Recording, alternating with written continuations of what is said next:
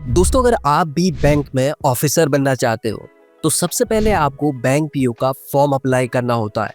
Bank PO यानी probationary officer, जिसे हम असिस्टेंट मैनेजर भी कहते हैं। बैंकिंग सेक्टर में पीओ की पोस्ट ना सिर्फ रोमांचक होती है बल्कि एक बेहद प्रेस्टिजियस और सिक्योर करियर ऑप्शंस भी माना जाता है। और जैसा कि हम जानते हैं कि बैंकिंग सेक्टर आज भारत का फास्टेस्ट ग्रोइंग सेक्टर है, जो देश की इकोनॉमी को बूस्ट करने में काफी ज्यादा योगदान देता है। इस वीडियो में हम आपको बैंक पीओ से जुड़ी हर वो इम्पोर्टेंट जानकारी देने वाले हैं जो एक स्टूडेंट को जानना बहुत जरूरी होती है। तो चलिए शुरू करते हैं और जानते हैं बैंक पीओ का काम क्या होता है, बैंक पीओ बनने के लिए आपको क्या करना पड़ता है, इसके लिए क्या क्वालिफिकेशन चाहिए, एज लिमिट क्या होती है, फॉर्म भरने के लिए मिनिमम परसेंटेज कितनी होनी चाहिए, फॉर्म कब और कैसे भर सकते हैं, एग्जाम के कितने स्टेजेस होते हैं, पूरा सिलेबस क्या है, स्टार्टिंग सैलरी कितनी होती है और सबसे ज़रूरी बैंक पीओ की तैयारी कैसे करें।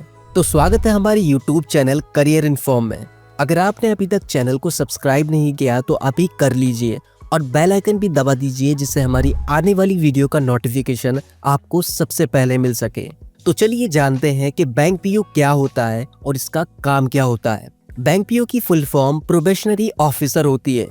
प्रोबेशन पीरियड पूरा होने से पहले पीओ को बैंक में किसी भी प्रकार का काम दिया जा सकता है, जैसे क्लर्क, असिस्टेंट की जिम्मेदारी, ताकि उसे बैंक की अलग अलग वर्किंग प्रोसेस की पूरी जानकारी हो सके। इस पीरियड में फाइनेंस, अकाउंटिंग, मार्केटिंग और इन्वेस्टमेंट जैसी चीज़ों की भी ट्रेनिंग उसे दी जाती है।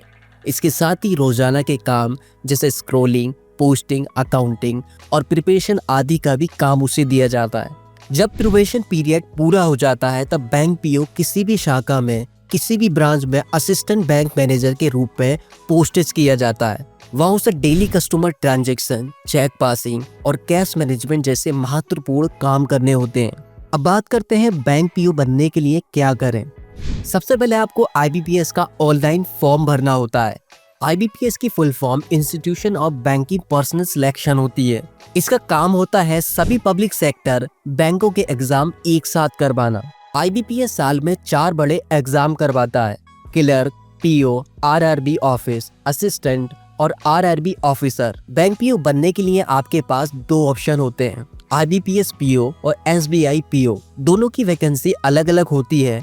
आईबीपीएस हर साल एक बार पीओ का एग्जाम करवाता है, इसलिए फॉर्म आपको इसी के अकॉर्डिंग भरना होता है। अब जानते हैं क्वालिफिकेशन क्या होनी चाहिए। बैंक पीओ बनने के लिए ग्रेजुएशन पास आपको होना होगा। आप किसी भी मान्यता प्राप्त यूनिवर्सिटी या कॉलेज से किसी भी सब्जेक्ट, साइंस, कॉमर्स या आर्ट से ग्रेजुएशन कर सकते हैं और इसका फॉर्म अप्लाई कर सकते हैं। और इसी के साथ साथ आपको कंप्यूटर की भी अच्छी नॉलेज होनी चाहिए, क्योंकि बैंक का पूरा काम कंप्यूटर पर होता है। अब बात करते हैं इसमें एज लिमिट क्या होनी चाहिए।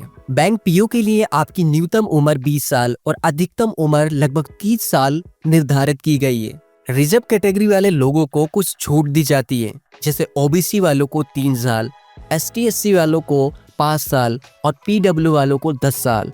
वहीं एक्स सर्विसमैन को 5 साल की छूट दी जाती है। अब बात आती है कि आपके ग्रेजुएशन में कितने परसेंट मार्क्स होने चाहिए। फॉर्म भरने के लिए सिर्फ ग्रेजुएशन पास होना जरूरी है, चाहे आपके 60% मार्क्स हो या फिर 55%। आप बैंक पीओ का फॉर्म भर सकते हो, बस आप ग्रेजुएशन में पास हो। अब अगला सवाल है, फॉर्म कब भर सकते हैं। आईबीपीएस हर साल पीओ की वैकेंसी निकालता है। आमतौर पर अगस्त में नोटिफिकेशन आता है और अक्टूबर तक फॉर्म भरने का प्रोसेस इसका चालू रहता है। अब जानते हैं कि पीओ एग्जाम में कितने स्टेज पर एग्जाम लिया जाता है। पहला प्रीलिम्स, दूसरा मेंस एग्जाम और तीसरा इंटरव्यू। इन 3 स्टेज में पीओ के एग्जाम को लिया जाता है। पहले जान लेते हैं प्रीलिम्स एग्जाम। प्रीलिम्स एग्जाम को क्वालिफाई करने के लिए अच्छे खासे सिक्योर मार्क्स लाना आपको जरूरी है, तभी आप मेंस एग्जाम में बैठ सकते हैं। ध्यान रखें, प्रीलिम्स और मेंस दोनों ही एग्जाम ऑनलाइन मोड में होते हैं। इन दोनों एग्जाम के बाद आता है इंटरव्यू। बैंक क्लर्क के लिए इंटरव्यू नहीं होता, लेकिन पीओ एग्जाम में इंटरव्यू की काफी जरूरत होती है और इसे पास करना भी मैंडेटरी होता है, तभी आप फाइनल सिलेक्शन में बैंक पीओ के लिए क्वालिफाई कर पाएंगे। अब आता है सबसे इम्पोर्टेंट पॉइंट, इसका पूरा सिलेबस। अब बात आती है इसमें सिलेबस की। दोस्तों, किसी भी एग्जाम को क्लियर करने के लिए उसका सिलेबस अच्छे से जानना बहुत जरूरी होता है और बैंक पीओ का एग्जाम 3 स्टेज में होता है, जैसे प्रीलिम्स, मेंस और इंटरव्यू।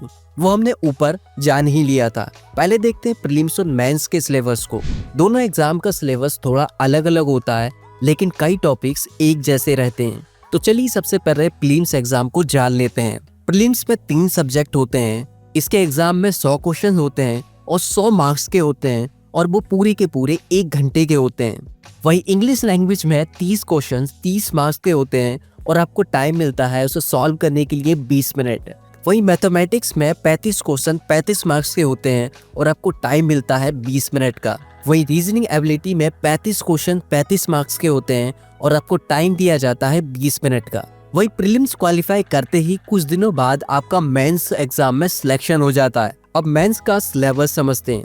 मेंस में 4 सब्जेक्ट होते हैं और पूरे पेपर में 155 क्वेश्चंस 200 मार्क्स के होते हैं और आपको सॉल्व करने का टाइम 3 घंटे का मिलता है। हर सेक्शन का अलग अलग टाइम फिक्स होता है। रीजनिंग और कंप्यूटर एप्टीट्यूड 45 क्वेश्चन 60 मार्क्स के होते हैं, आपको सॉल्व करने के लिए 1 घंटा दिया जाता है। वहीं जनरल इकोनॉमी और बैंकिंग अवेयरनेस में 40 क्वेश्चन 40 मार्क्स के होते हैं और आपको टोटल टाइम सॉल्विंग का मिलता है लगभग 35 मिनट। वहीं इंग्लिश लैंग्वेज में 35 क्वेश्चन 40 मार्क्स के होते हैं और आपको टोटल टाइम 40 मिनट का दिया जाता है। डेटा एनालिसिस और इंटरप्रिटेशन में 35 क्वेश्चन 60 मार्क्स के होते हैं और आपको 45 मिनट दिए जाते हैं। ये पूरे मिलाकर 3 घंटे हो जाते हैं। अब ये एग्जाम आप किसी भी मोड में दे सकते हो, या हिंदी में दे सकते हो या इंग्लिश में दे सकते हो, ये आप पर डिपेंड करता है।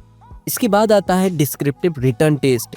इसमें आपको एस्से और लेटर लिखना होता है। दोनों प्रश्नों का आंसर आपको इंग्लिश में ही टाइप करना होगा। ये सेक्शन 25 मार्क्स का होता है और इसके लिए आपको 35 मिनट दिए जाते हैं। ध्यान रहे कि डिस्क्रिप्टिव टेस्ट सिर्फ क्वालिफाइंग है, मेरिट लिस्ट में इसके मार्क्स नहीं ऐड होते हैं। प्रीलिम्स और मेंस दोनों क्लियर करने के बाद आपको इंटरव्यू के लिए बुलाया जाता है। इंटरव्यू 100 मार्क्स का होता है, जिसमें जनरल कैटेगरी को कम से कम 45% और ओबीसी एससी वालों को लगभग 35% लाना जरूरी होते हैं मार्क्स। लेकिन सिर्फ मिनिमम मार्क्स के काम नहीं चलेगा। इसमें मार्क्स आपको कट ऑफ के अकॉर्डिंग लाने होते हैं, इसलिए ज्यादा मार्क्स लाना बहुत जरूरी होता है। बात करते हैं इसकी सैलरी की, जो सबसे इम्पोर्टेंट है। बैंक पीओ की बेसिक सैलरी करीब 23,700 रुपए पर मंथ होती है और इसके साथ उसे DA, HRA, special allowance, CCA और मेडिकल भत्ता भी मिलता है। कुल मिलाकर आपकी मंथली सैलरी लगभग 38,700 से 42,000 रुपए तक पहुंच जाती है, जो बैंक और पोस्टिंग लोकेशन पर निर्भर करता है। आगे जान लेते हैं इसकी तैयारी कैसे करें। सबसे पहले पूरे सिलेबस को समझिए, फिर सब्जेक्ट वाइज तैयारी शुरू कीजिए। अपना टाइम टेबल बनाएं।